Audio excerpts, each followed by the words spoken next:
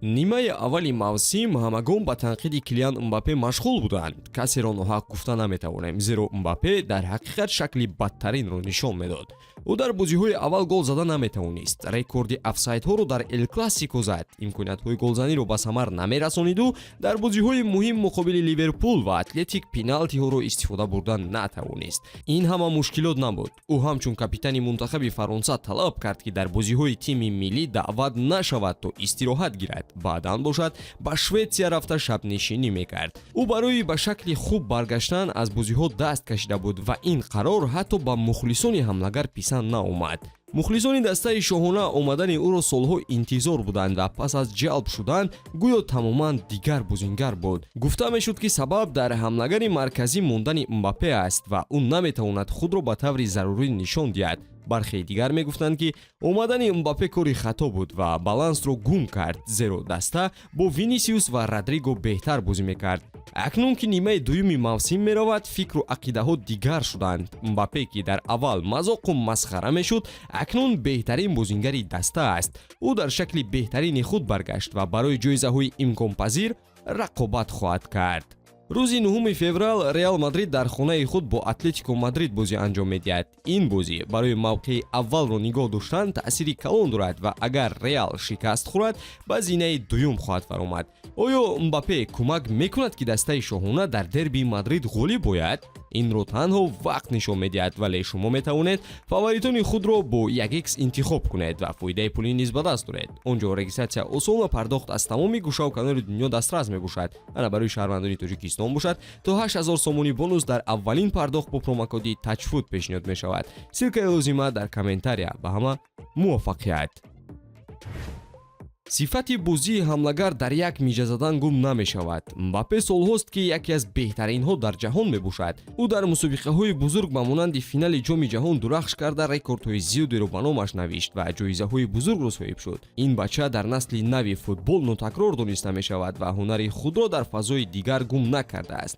футболбозон зиёданд ки дар системаи дигар каме душворӣ мекашанд ва Мбаппе яке аз онҳо шуд. ӯ лозим шавад худаш ҳолати хатарнок эҷод карда гол ҳам мезанад ва ба ҳамин хотир ба Реал нафари лозима буд. маълум буд ки Мбаппе вақт барои мутобиқ шудан ба футболи Испания лозим дорад. чизе ки дар Лигаи як буд, аз фазои Ла Лига фарқ мекунад. барои ҳамин Килиан дар фарҳанги нав худро пайдо карда натавонист. дар Фаронса ҳимоятгарон фазои бештар медиҳанд ва Мбаппе инро хуб истифода мебурд. ана дар Испания бошад, ин чиз дигар хел аст. ҳамзамон мавқее ки имрӯз Мбаппе баромад дорад, оне нест ки ӯ қабл бозӣ мекард. барои ҳамин ҳолат вақти бештар талаб мекард. чун интизориҳо калон буду баъзе иштибоҳҳо сар заданд, фишор бештар гашт. фишори зиёд, фарҳанги нав, системаи дигар ва иштибоҳҳо сабаб гаштанд ки Мбаппе бадтарин бозиро нишон диҳад. як чиз аниқ буд ки Килиан ҳатман ба формаи худ бармегашт. танҳо вақт лозим дошту халос. аксари футболбозон чанд мавсим лозим доранд ки ба системаву лига ва дастаи навашон одат кунанд, вале Мбаппе не. ӯ имрӯз аллакай исбот дорад ки критикаву танқидҳо сӯяш ноҳақ буданд. нуқтаи охирини хатоҳо вақте буд ки пеналти муқобили Ливерпул ва Атлетик дар давоми як ҳафта хато иҷро шуд. Реал ҳарду бозиро бохт ва ин фазоро 10 маротиб бадтар кард. мухлисон боварии худро гум карданд ва аксарият даъват мекарданд ки Анчелоти Мбапперо дар курсии эҳтиётӣ шинонад.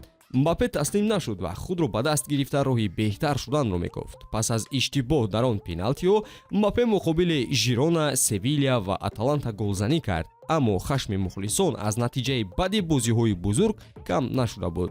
чизе ки бовариро ба Мбаппе баргардонид, ин ҳунари ӯ дар финали Суперҷом муқобили Барселона буд. Реал Мадрид бозиро 5-2 бохт, вале Мбаппе ягона бозингаре буд ки бозиро ба пеш мебурд. ӯ он шаб на танҳо беҳтарин дар Реал, балки беҳтарин дар майдон буд. голи аввалро зад ва дар дигар ҳамлаҳои дастааш нақши калон дошту пеналти ба даст овард.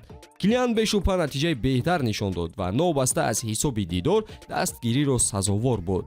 роҳи комёбиҳои ӯ оғоз шуд ва дар бозиҳои баъдӣ 6 гол дар ҳама мусобиқот аз қабили хетрик муқобили Валидолидро ба номаш муҳр зад. он вақт набудани Виниро дар майдон касе эҳсос накард, зеро Мбаппе лаҷоми ҳамларо дар дасти худ дошт. чанд моҳ пеш ӯро Бадтарин Харид мегуфтанду акнун бошад Мбаппе калиди комёбиҳо шуда истодааст. акнун шумо гӯед ки оё Реал бо ин ситорааш кадом ҷоизаҳоро соҳиб шуда метавонад?